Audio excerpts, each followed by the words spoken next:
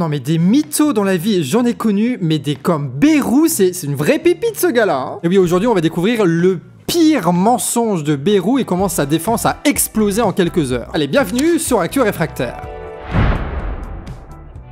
On commence en revenant ensemble sur l'affaire Betaram. Et oui, parce que Bayrou, le mytho, continue de s'enfoncer dans ses contradictions. Parce que vous vous souvenez, hein, quand Bayrou, on lui a dit oui, Betaram, tout ça, la première défense qu'il avait à l'Assemblée nationale, c'était ça. Et puis il y a une autre preuve, peut-être autour de laquelle nous pourrions nous faire crédit.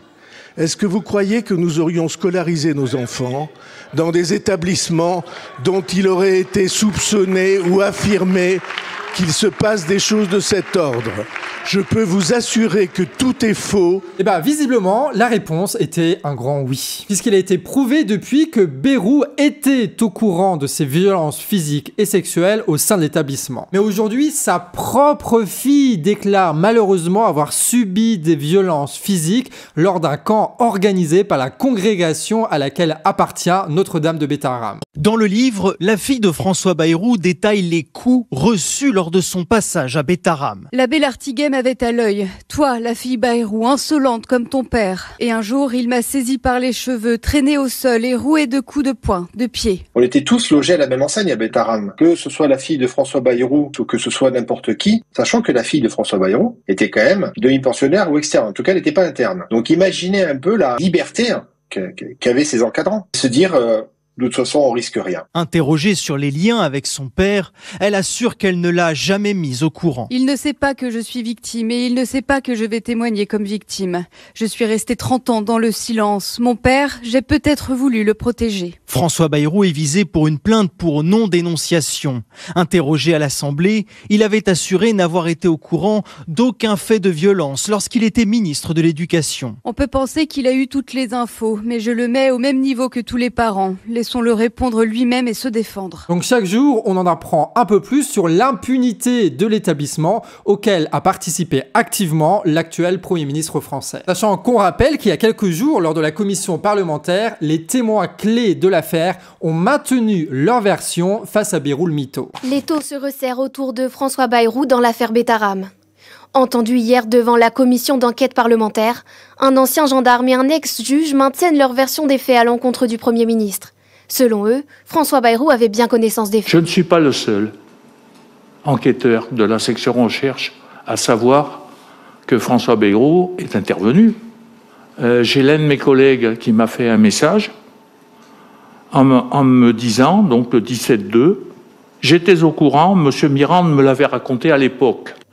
Des propos que l'ancien gendarme avait déjà tenus mi-février dans la presse et à l'époque immédiatement démentis par François Bayrou. Bref, Bayrou le mytho s'enfonce dans l'une des plus grandes affaires de pédocriminalité et de violence sur enfants de ces dernières années. J'imagine que si je ne l'avais pas lu, ça vous surprendrait. Qu'est-ce que je peux dire? En tant que père de famille. Comment vous dire ça de la manière la plus juste? En tant que père de famille, ça me poignarde le cœur.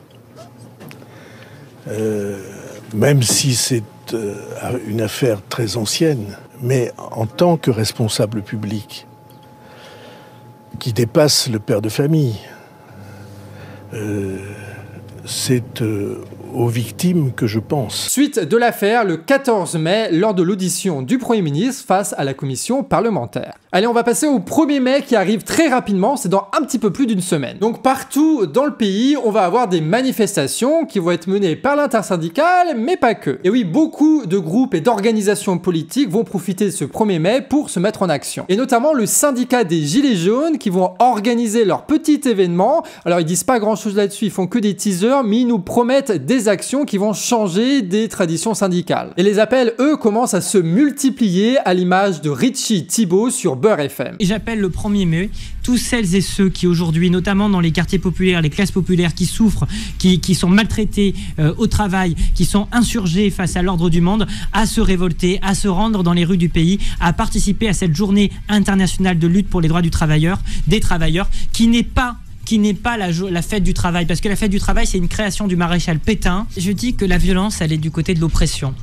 Par contre, la réponse à l'oppression, à savoir l'insurrection, c'est de la légitime défense.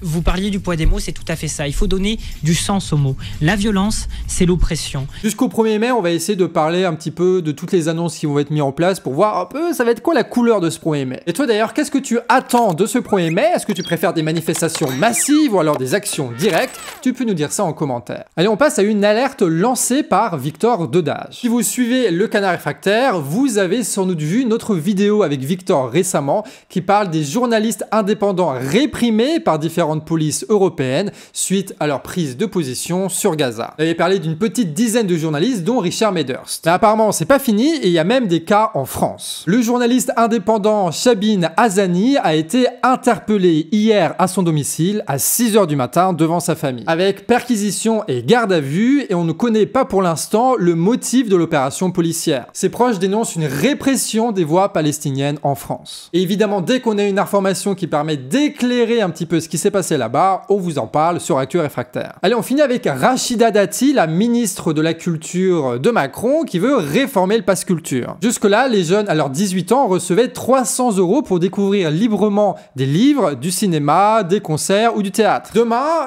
ce sera fini puisque le montant sera modulé selon les moyens des familles et l'État veut orienter les dépenses vers le spectacle vivant au détriment de la culture choisie et personnelle. Sous couvert de lutter contre des achats inutiles, en fait, c'est surtout un tri social qui s'organise puisque les jeunes n'auront plus le droit d'acheter des mangas, du rap ou des jeux vidéo avec leur pass. En fait, ce que l'État veut, c'est éduquer les jeunes à ce qu'ils considèrent être comme une bonne culture. Derrière la réforme, c'est une vieille obsession, celle de surveiller, normer et discipliner les goûts parce qu'il y en a qui passent et d'autres non. Une petite actu qu'on vous a concoctée avec Nico et Deb, et si vous avez cliqué sur cette vidéo, c'est grâce au travail de Nina à la miniature. D'ailleurs, on fait des actus un peu plus courtes, parce que hier et aujourd'hui, il n'y avait pas monteur des coloniales, il était en congé, du coup je récupère le montage, donc pour maintenir le reste de la production, voilà, on est obligé de faire des trucs un peu plus courts, mais donc demain, normalement, vous allez retrouver une actu réfractaire un peu plus dense. Donc on se retrouve dans 24 heures, voilà, c'est tous les jours, c'est une actu, c'est une quotidienne, c'est le principe. Et force à vous, des bisous.